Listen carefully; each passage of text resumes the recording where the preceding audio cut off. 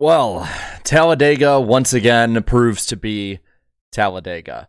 So we're going to have to play this all by the fly here because NASCAR, from what I can tell, at least what I'm looking at right now, is still trying to figure out the finishing order of this race. So I'm going to try and read off the unofficial results that NASCAR has on its website. They probably will change. I'm probably going to have to edit them as the stream goes on. So I just warn you of that in advance. I'm looking right now, and I think they have it for the most part settled. But there's no telling if they change it, halfway through while we're going. So I'm going to pull this up right now. Before we get completely started, I want to thank all of you for coming on in. Lick that like button. We have over 400 already. And thank you, Eric W. and Michael as well, for the 5 gifted memberships each, as well as the 99 cents from Goofy Goose. I appreciate it all. I'm leaving everything on my phone, on the computer, everything, so that we can get all the info that we possibly can.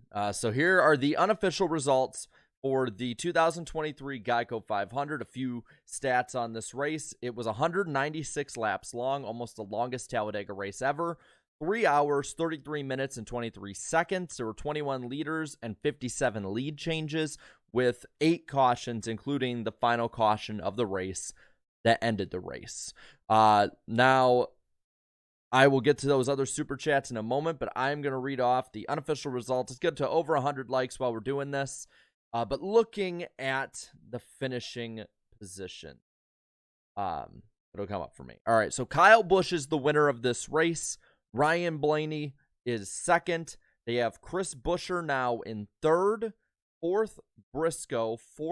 Fifth, I know that Mike Joyce said Keselowski, but NASCAR has it as Eric Jones.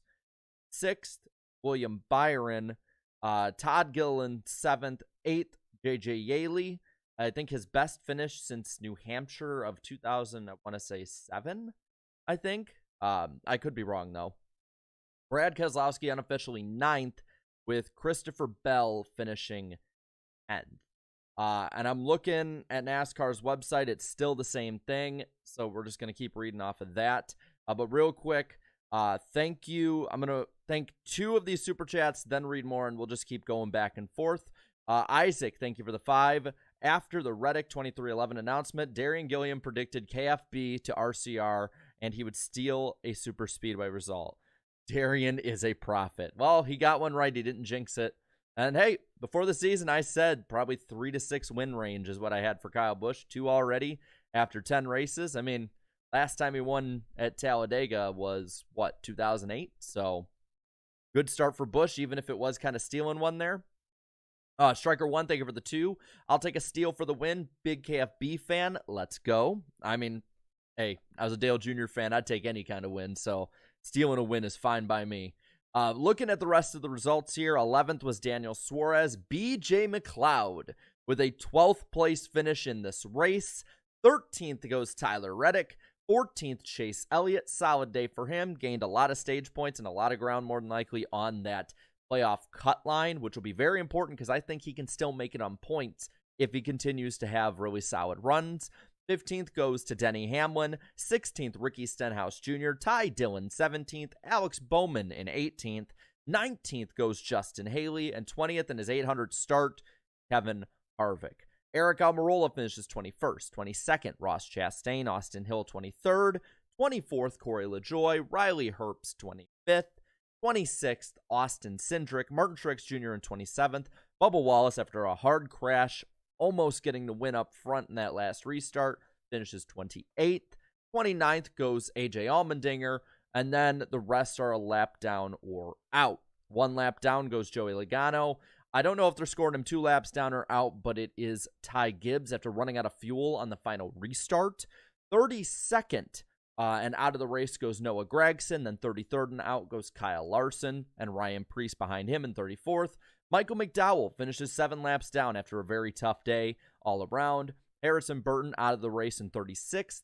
Zane Smith in 37th out of the race, and finishing last Austin Dillon. We will keep these results up just to make sure that we get the correct ones. But as that is going, you can look at the top of the screen for the unofficial results to this race. I see that looks like Priest is all right. They're interviewing him now.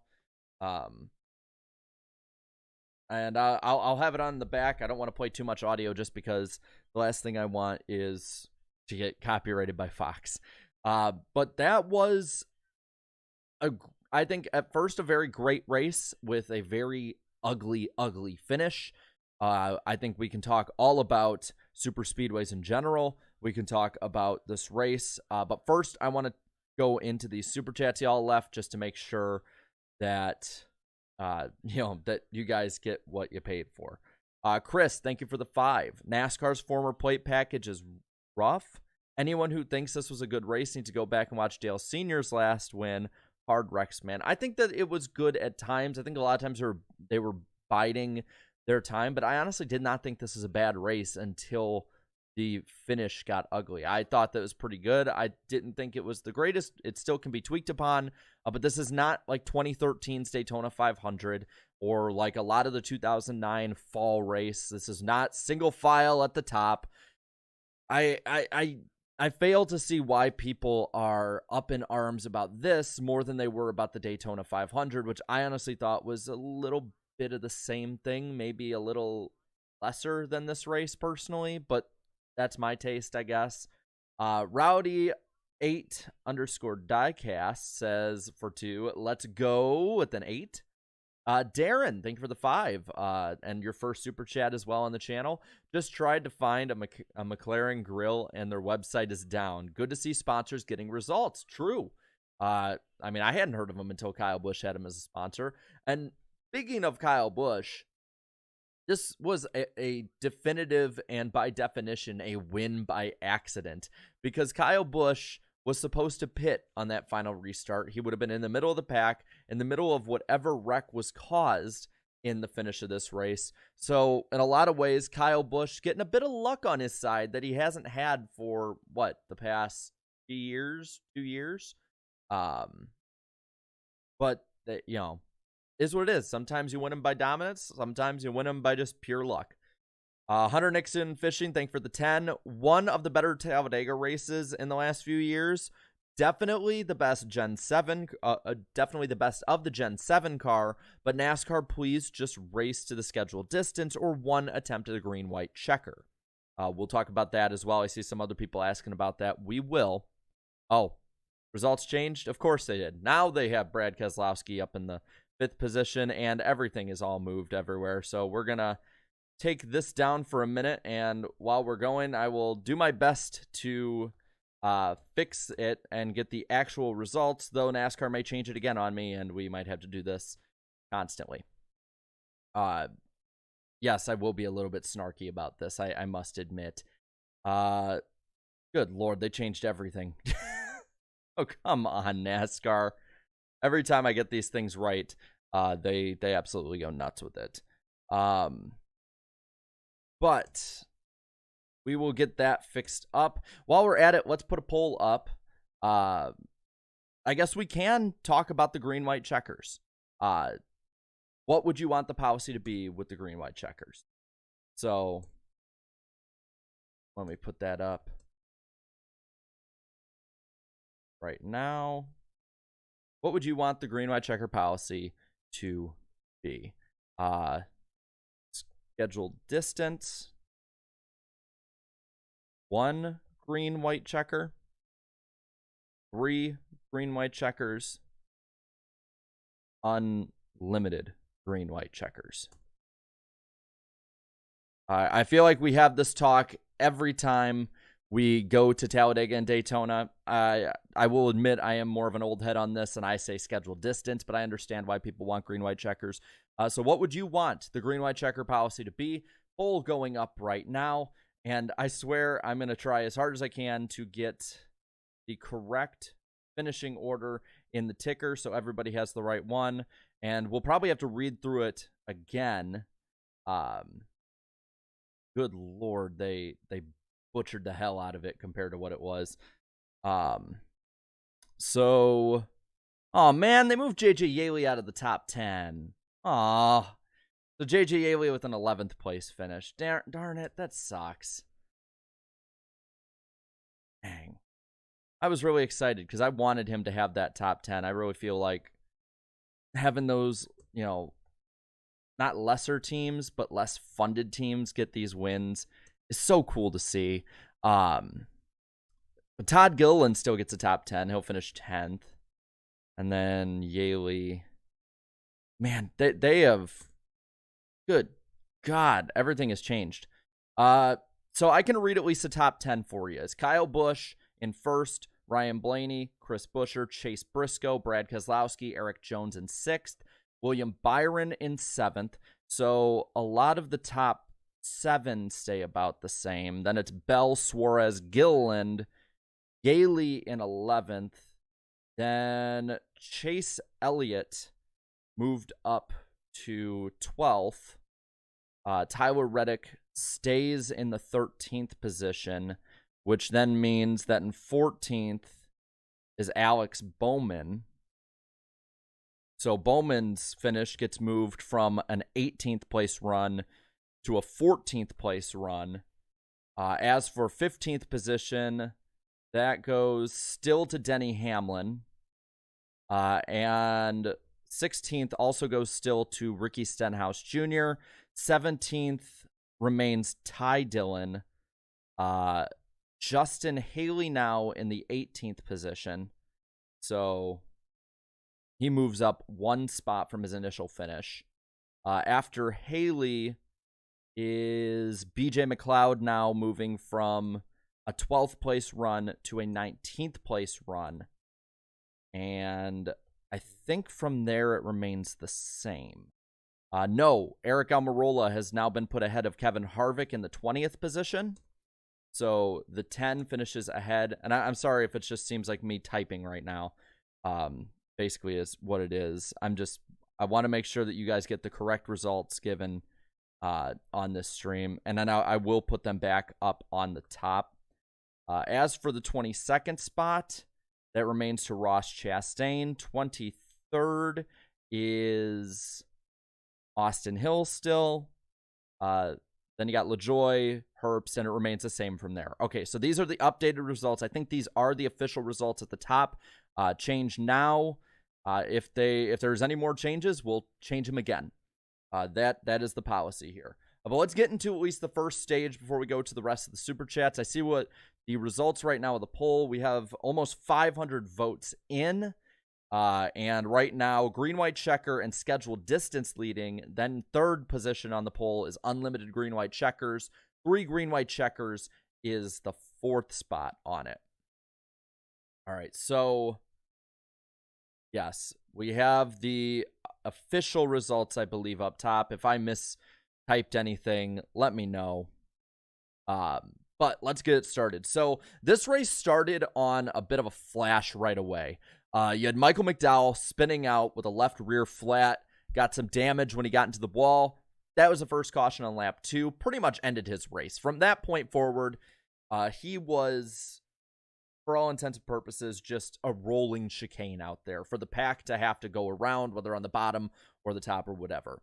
You have a restart with lap 6, which leads all the way through a green flag run, because for the most part, it was just 2 lanes, not really going anywhere, kind of just 2 trains side by side, not going anywhere. But the green flag start at lap 36. Reddick enters the pits flying, flies right into the wall, while all of the Toyotas pit, and NASCAR stays green. There was no debris put on the track. He had a bit of damage, but it wasn't like he was necessarily totaled by any means. They kept going.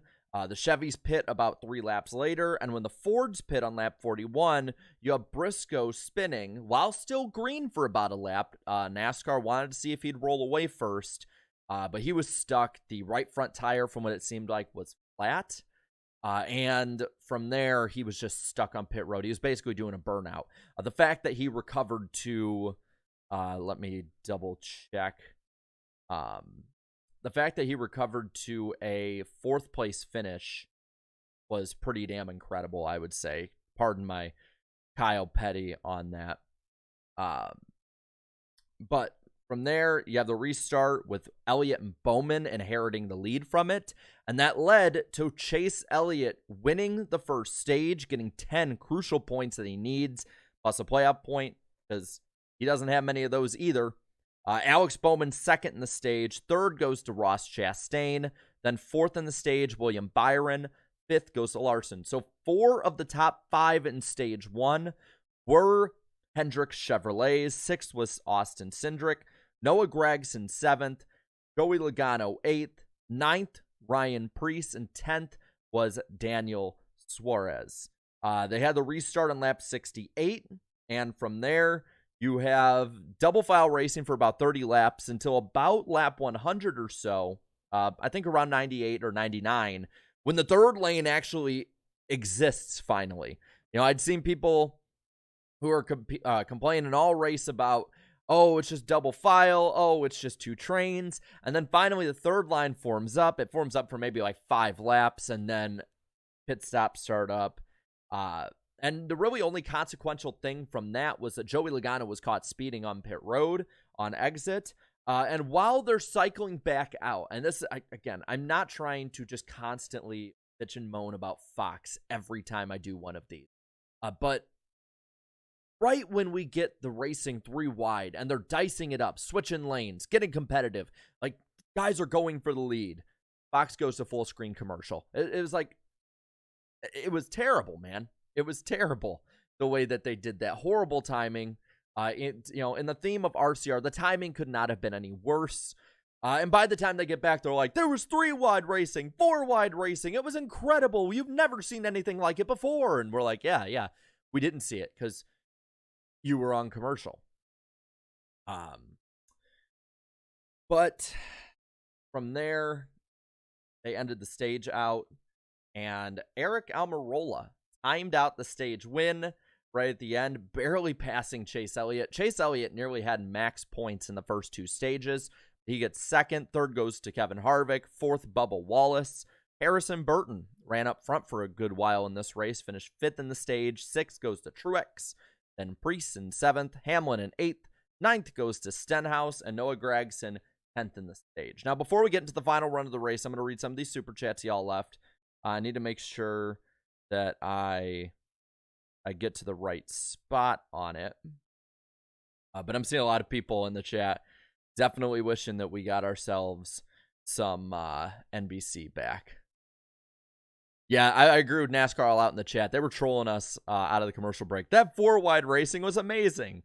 Yeah, we'll probably just get called keyboard warriors for wanting to have seen the actual racing. So let's see what else we got. Did I read Hunter Nixon Fishings? I believe I did. About, one of the better Talladega races in the last few years, best Gen 7 era. I believe I read that one. If I haven't, I think that's what spurred on the poll.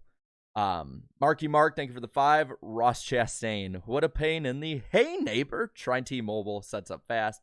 Pain as a Blaney fan. I can understand that. We'll get to the Chastain Noah Gragson deal. I don't necessarily blame. I can't say I don't blame. There is blame to be given. But I think it goes both ways. I don't want to necessarily say that it is all on Chastain, though I think a good amount is. But at the same time, Noah Gragson did turn down on that one. I know that people aren't going to agree with me on that because of both drivers are very polarizing. But I don't necessarily think that that was some malicious intent or anything. I think it was just stupid moves at the end in the unscheduled distance of the race. Need for Speed 5353. Thank you for the 5. Shout out to Ty Dillon for having a good race through the first 2 stages. Praise Ty Dillon. Antar Das, thank you for the 2. McLaren gets his first win in NASCAR with a nice wink. I like that. Jimmy, thank you for the 2 as well. Hi, what a race. At least no big flips. I guess that's a positive if you're looking glass half full with it. Let's see. No, so I'm not talking about Chastain with hitting the 10. That stuff, yeah, that's on Chastain. What I'm saying also is Gragson did turn down into Chastain too. But Yeah, take whatever I say, whichever way you will. I really don't give a shit. Napa Racing Fan 927, thank you for being a member for 2 months. I'm fed up with NASCAR overtime. Do a poll for overtime or none. Well, we did the poll, but yours is what kind of spurred that on as well. Shane Greenaway, thank you for the 5. Kyle Larson is the new Rusty Wallace on super speedways. What, getting crashed every time? RIP California, thank you for the 5. Did everyone see Todd Gilliland completely sideways in the final wreck, saving it and getting to the line? Feel like it wasn't mentioned at all. It probably wasn't, because Fox really doesn't mention that at all, and they probably wouldn't have shown a replay of it. Zach, thank you for the 2. So you can do 3 wide. Yeah. Tell Twitter. There's a reason I don't live tweet much during. Chatty Laddie, thank you for the 10. Great race with a lot of normally mid-pack drivers contending for the lead. And then a good race for Harrison Burton for his lead, and JJ Yaley getting Rick Ware Racing an 11th place finish. Amazing. Yes. While we have 800 in here, there is a cool deal on Wednesday. You got to watch the NASCAR Weekly podcast, as well as, and that's on this channel, but as well as what's going on Eric Estep's channel. Big stuff. I'll be involved with that. You are not going to want to miss it whatsoever. I will get to that super chat in a moment. Makes me laugh. But let's get to the final stage. So we have the restart to the final stage on lap 126. With that restart, they're all racing really hard, but with 48 to go, Harrison Burton gets spun off the nose of Noah Gragson. No damage to the 21, just probably some hurt feelings. From what it looked like, it was just a wrong bump getting in over the tunnel, and it sent the 21 getting a little loose, which that same little bit of contact due to the bump drafting spun the 21. Again, I don't think it was any malicious intent. I think it was hard racing, but that spins the 21 with no damage. Austin Dillon does spin, does get damage from it. And then they never covered the fact that Zane Smith and Austin Hill crashed out of the race right behind it, even though it was on the screen. It was on the screen, and Fox just barely mentioned it. And then they mentioned, I think, the wrong. I want to say they mentioned the wrong driver. I think they said it was Todd Gilliland when it was Zane Smith. I mean, just absolutely atrocious. So if 4 cars crash and you miss half of them. But then from there, you have the restart with 41 to go, and you have this incredible 3-wide racing. You have it 3x3x3 all the way through the pack. You have the entire track with different guys getting different runs. You see the high line starting to get some momentum build up. Then the bottom does, the middle does, or side drafting. I personally liked it a lot. Say what you will about it. I thought that it was a lot of fun watching Ty Gibbs, I believe it was, lead the middle line at one point, and then the Toyotas get up there. Then the Hendrick guys started getting together and trying to form the high side. They formed it at one point, and then I believe that Christopher Bell ended up getting shuffled out of the pack by them. I thought it was really great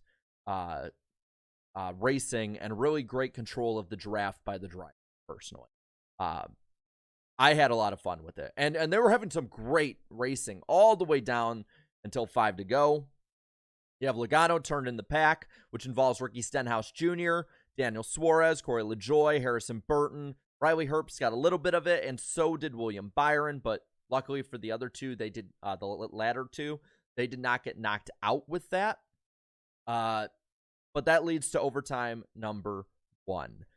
With that, you have the deal with Gragson and Larson and Priest being crashed. So up front, Chastain is bumping the absolute living hell out of Noah Gragson, goes up the track. Chastain comes down. Now, I don't blame Chastain for the contact with the 42. Where I blame him with is he does get into the 10, and that contact, along with Noah Gragson coming down, just absolutely screws up this entire finish and wrecks Larson and Priest in the process. And I'm just going to say this now. That crash with Kyle Larson, to me, was scary. That was a scary crash. Because when they showed the aftermath of Kyle Larson's car crashed like that, you can see one of the bars from the door is shot up and into the car. Thank God that was not on the driver's side. I'm hoping the driver's side is designed at least a little bit different to protect them better. Because if that did happen, and that happened at 112 miles an hour, they weren't even at full speed when that hit happened between him and Priest. If that happens at full speed, I think you're looking at another driver seriously injured. So NASCAR definitely, I think, needs to take the 5 back to the R&D center to see what exactly happened. How can that be stopped? So, how can the chance for that be diminished? Because I don't like the idea of another top-level driver getting hurt and being out, regardless of if the injury comes from here or like in NASCAR, or comes from anywhere else. But I'm just glad they're all okay, especially when they showed that in-car and Priest. It looked rough in Priest's car. But that leads to overtime restart number 2, and it leads to one of the best mistakes that Kyle Busch and crew have ever made, because guys are running out of gas, guys are pitting, guys are making sure they can make it to the end, and Kyle Busch was called down the pits, but he was called too late, so he was left out on the racetrack. They didn't know if they were going to be able to make it to the finish, and he stayed out there. He stays out on that restart. And in doing that, in having that miscommunication on the racetrack, that is what won Kyle Busch this race. Because had he not been, had he not been out there in the front when all of that was happening, and they crash ahead of him in the lead like they probably would have done, because that seems to be what always ends up happening at these tracks, he's going to probably be, I'm looking at the guys that pitted, he's probably going to be in the middle of the pack and caught up in that wreck. But they come to the final restart, and I actually have it up right here. That way I can call it a little bit more accurate when I can. I want to, first off, thank SKU Car for putting these up so damn quick. But they get so Ty Gibbs runs out of fuel on the restart. He gets out of the way, though, doesn't have any problems, which I'm happy for. As much as it sucks that he had a bad run after running so damn good today, Ty Gibbs at least not part of any controversy for once. But on the restart, that screws up the entire bottom line, and so Kyle Busch gets out with Bubba Wallace pushing him, Brad Keselowski there, and Martin Truex Jr. all on the top side. They get into turns 1 and 2, and the bottom line is all bunched up. And down the backstretch, it's, those 3 have the race at that point. Getting down at the end of the super stretch, Bubba starts to push Kyle Busch, and the 2 tandem out, seeming to get, I would say, a pretty big lead. Bubba then smartly falls back to Brad K, who's looking to pass him, doesn't, gets the run on Kyle Busch, tries to make the move up top. Bubba Wallace, with help from Ryan Blaney, and I believe is that Austin Cindric, I want to say, gets the lead. The 2 friends up front. Bubba tries to throw the block on Blaney, hits the yellow line. Blaney goes up top. Bubba throws another bad block. They're not clear, crashing them all behind. Kyle Busch scoots by on the bottom with Ryan Blaney and Buescher getting the top 3 spots. Race is over. Caution is out. Kyle Busch with his 2nd win of the year, while most of the pack is completely totaled in it. And with that, he joins, I believe, Kyle Larson and William Byron. I think those are the only 2 at the moment who have multiple wins on the season. And, well, from there, at this point, you're looking at championship if you're the Kyle Busch team. You got 2 wins after 10 races, and at this point, it's setting up for you to do pretty well with that. I'm looking at the playoff standings right now, and with them getting wins, and then you got Bell and Reddick and Logano with wins with Stenhouse. Excuse me. I'm saying that at this point, Kyle Busch just needs to go trophy hunting at this point, get as many points as possible, and try and run away with it. Looking at the super chats here, that we missed. Marky Mark asking, okay, Jarrett, do you have a heart like a truck? Yeah, sure. Although I'll say this, I saw. Oh, actually, I'll keep to myself what I think of that commercial. Honestly, it's so damn it. NRF 8, thank you for being a member for 19 months. KFB finally won a super speedway race. Yes, that is true. Dale Dawson, thank you for the 2. I was hoping for a good finish for Gregson. Yeah, but he at least ran well. It was the first time all year that I think that we all honestly saw him. And at this point, it doesn't matter where that's at. He needed a run like that. Now, people are talking about the upcoming race at Dover. I'll check weather.com right now. And we can, well, if it'll allow me to look up damn forecast. Here's what we got. When it comes to the 10-day outlook for Dover. Now, there's 2 races this upcoming weekend. That being Saturday with 56% chance of rain and Sunday with a 60% chance of rain. So, looking rough on the outlook. But, yeah, I mean, it can change. Fingers crossed. Talladega was looking like it was going to rain up until about 4 days ago, so not too awful. 7 days out. I'm not going to panic too much. Now, I want to bring some stuff up for you guys. Again, NASCAR Weekly Podcast is this week on my channel. We're going to be talking about all of this as well as everything in NASCAR. We have an awesome announcement coming out Wednesday you're going to want to see. So be sure to subscribe to the channel. Like this, everything like that. And our Cup Series comes back to this channel at Bristol, May 2nd. So that's going to be a lot of fun as well. And no, Dover does not have lights. Now, the one positive that you can talk about with Dover, though, coming into the next week, and looking at this, I saw this before the season and was happy about it. The start time is 2 o'clock Eastern, 1 Central, which is a lot sooner than normal, which it gets at least a wider window open for them to get the race. Quick thoughts on your Cubs and my NL Central leading Pirates. I mean, I'm just glad the Cubs aren't doing awful anymore. That's about all I have to say about it. I haven't really paid too much more attention to that. Okay. With that, I want to also talk about the fact that we do have on the community tab a poll. I'll say this. When it came to my rating for the race, I think I'd give it about an 8 out of 10 personally. Nothing, I wouldn't say it's an all-time banger by any means. I would not, consider this one of the all-time greats with Talladega. I think the ending really screwed it up, but I thought it got better and better and better as the day went on. But with the community tab, it is open for you guys to leave whatever you want.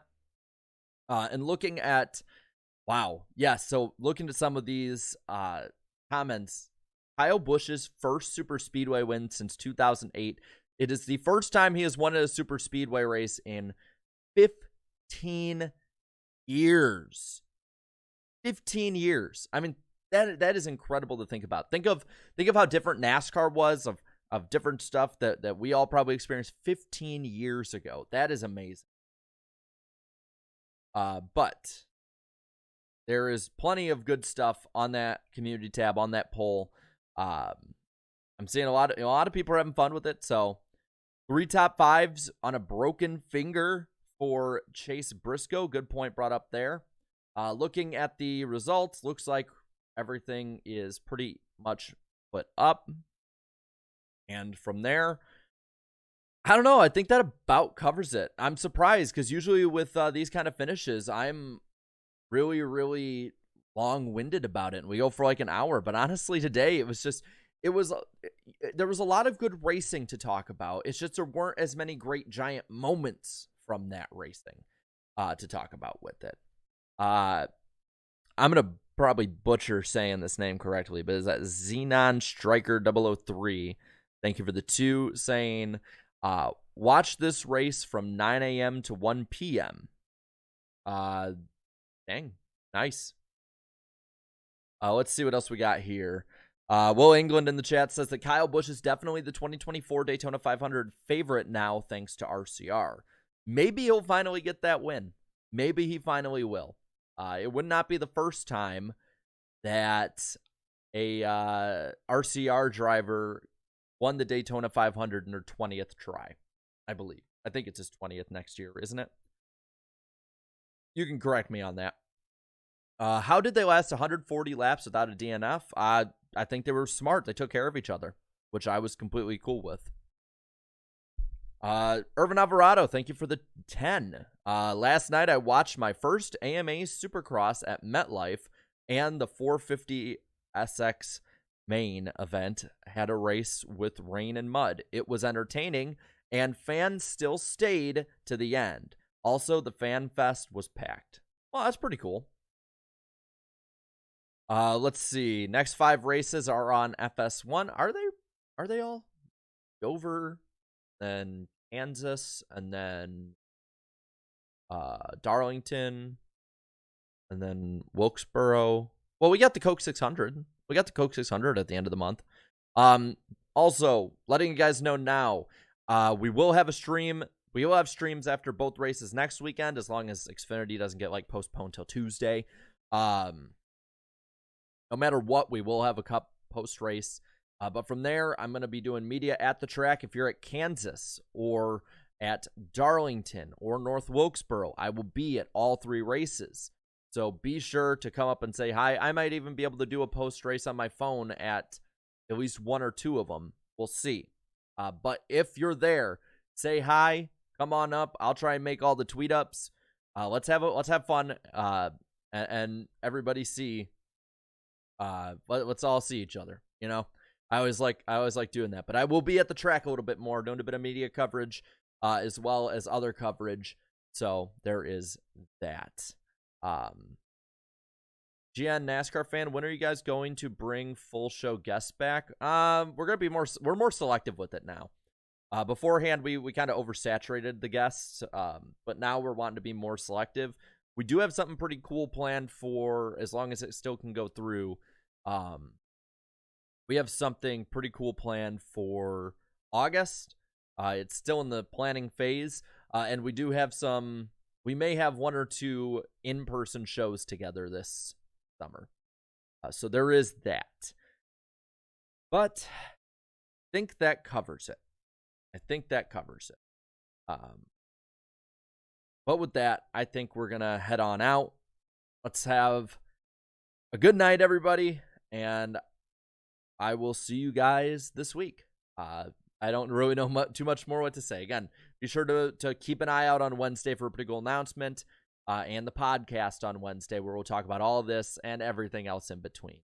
But I would say until next time, have a good one. I'll see you all later. Night, everybody.